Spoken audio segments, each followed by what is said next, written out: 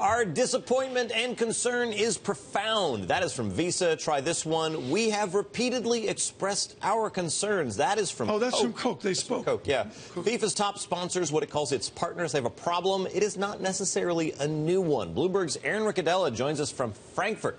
He covers Adidas, FIFA's closest and oldest partner. Aaron, what is the mood in Herzogenaurach right now?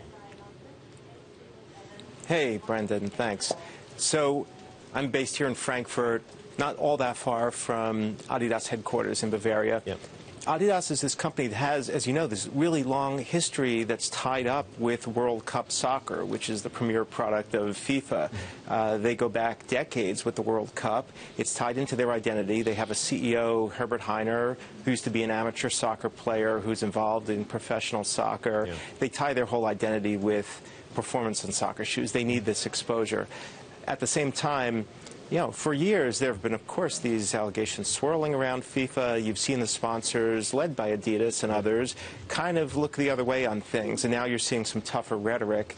They can't. It's a tough quandary for these companies. They can't afford to have their brand tainted by this, but at the same time, there's a lot at stake. Aaron, you've done a survey of what what FIFA's partners have said. Where's the toughest rhetoric coming from among those 7 partners?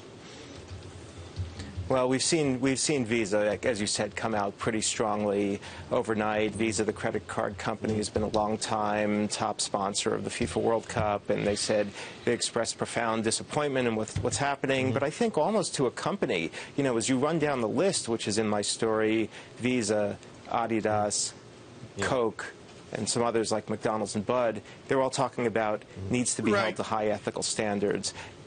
You know, almost to a company needs to shape up their ethics. I would say there's one company there that's missing, which is Gazprom, which seems not concerned at all. Why might that be? We got that statement from Gazprom as well. You know, I've asked some of the experts. I've went back and gone to some of the sports marketing experts who I interviewed for this story and did some checks with them again this morning. Yeah, there's a very long history, of course, of these sponsors not saying much or coming out with some pretty tepid statements. You have to remember how much is at stake here.